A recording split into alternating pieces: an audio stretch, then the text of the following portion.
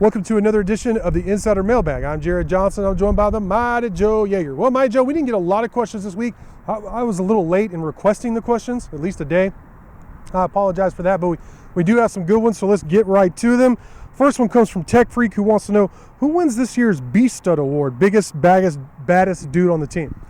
Well, I mean, the biggest specimen on the team, as far as I'm concerned, is Miles Cole. Yeah, man, he is. I mean, he has sort of the Tyree Wilson look to him a little bit, and he may be a little bit bigger than Tyree, as a matter of fact.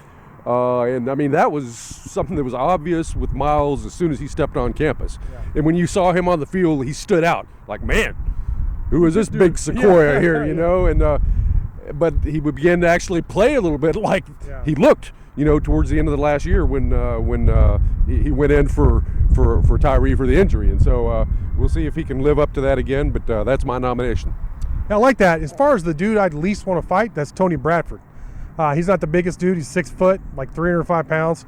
But he's just, some guys just have that look about him, you know. There's some bigger guys, like I said, maybe even some stronger guys.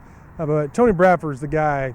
Nah, I ain't messing with him. You know, I just talk about him wanting to be a policeman and ultimately an FBI agent. I mean, I am no snitch. Never snitched in my life. But if he came knocking on my door wanting questions, I'd probably answer him. Let's put it that way.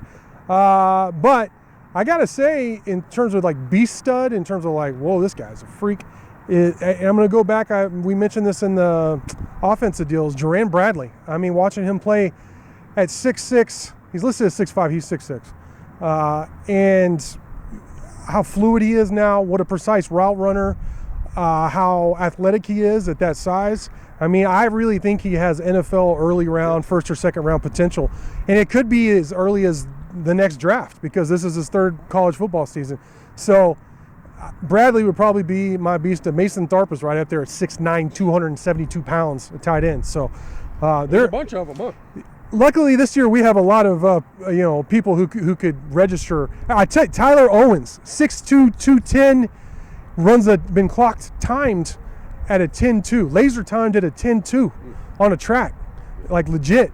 And he's the fastest guy on the team, and he's physical. So if he can stay healthy, he's up there in contention of one of the biggest beast studs. Let It Fly wants to know if Coach Joey McGuire has incentive awards like they have with the pump jack, or a defensive belt or special helmet, not recalling if he started his own. They have all kinds of things like that. I don't know specifically this year. I think they change them a lot. I wouldn't be surprised if they have some kind of championship belt. The pump jack is out there right by the facility. I mean, I see it almost every day when we go to practice. It's right out there. I don't know if it's they're going to have a chain with the pump jack, insignia on it or what, but they'll do stuff for sure. They have all kinds of things to motivate their players, even for like who wins ping pong. They have a big ping pong table right there in the football facility, like right after the foyer. There's a big front desk, like circular desk in the middle, and right after it, there's a ping pong table. There's always some people playing, always some people talking smack to each other. So I wouldn't be surprised if they have a championship belt for that. Yeah. Do you know of anything? Well, didn't they also bring back those old team awards that they used to have? They mothballed them for a lot, like the Double Tough Award and the Pete Cawthon Most Valuable Player, and those various things. It seems like he brought those back as well. So not just the belts and so forth and so on, but that other old time stuff too. All right, next question comes from Jay Forfeit, who says he saw on YouTube recently the 04 and 05 Tech Nebraska games. He said those were the days. Are those days coming back? Well, I tell you what, man, there are people, national pundits not associated with Tech, that are saying, look out for Texas Tech. I mean, it's all over. The secret's out. Expectations were really high. It started to make me nervous. I'm kind of like some of the people on the board. It's like, I really hope these guys, even just for them, they don't let themselves down, because they really believe. Like, a lot of times we hear this stuff in the offseason, it's like, these guys don't really believe it. They're just saying it, you know? But this team really believes it. And like I said before, in kind of like a notebook top takeaways halfway through camp or video, this team are a bunch of wolves now. They're all old. They've all been through it. It's not like these young guys we saw so many years just getting thrown out there. So I think they might be back to that level of play where you're thinking about 9-10 wins a season. I really believe that. Yeah, and basically he's asking, are we back to the Leach years for the most part? Yeah. And, I think, on paper, this team right now is probably the best Tech football team since 2008. Yeah. Everybody remembers that one. Yeah. Look, you got now with Joey McGuire, the evidence is limited. We've got a pretty small snapshot, 1 year of play plus the recruiting, and it all looks really, really good. But anything you say about the future has to have that caveat that we're operating with a relatively small body of information to work with. Now, having said that, now my gut feeling is very, very positive. Yeah. I think that Joey McGuire is a coach of the same caliber as Mike Leach. He's in that same class. Yeah. And really, the thing is, Mike Leach was here for 10 years. He was here for an entire decade. That's going to be what's going to determine whether those glory days return or not. Does Coach McGuire, if he is successful as we think he's going to be, does he put down roots and stick around for a good long while? If he does, then happy days are here again. All right, the next question is similar. It's from Teeny Pepper, who wants to know, let's just talk about our feelings for a minute. I know I am more nervous than I've ever been about a Tech football season. How about y'all? Confident, nervous, excited, terrified, all the above? Yeah, I don't know about terrified, but I'd say everything else, all the above, just because the potential is clearly there. I mean, there are some things that I'm not very good at, admittedly so. I'm not. And I'm not ever going to be good at, no matter how much I practice. I honestly feel like I know football. I spent so much of my life watching it, playing it, talking about it with coaches, talking about with players, writing about it, you name it. This team is really good. I mean, I've seen it, how many practices, talked to how many guys, saw last year. I'm as close as I can be without being in the facility. And even Coach McGuire was like, well, the hell, come in the facility with us. I'm like, okay, Coach, and this team is really good. I mean, now, it's a funny shaped ball. It's a crazy sport. Crazy things happen from week to week. So my fear isn't like, is this team as good as I think it is? I know it is. And it's good enough and deep enough that if some critical guys go down, they could still win. And they even showed that last year. I mean, Tyree went down and the defense looked better. Who could have predicted that? But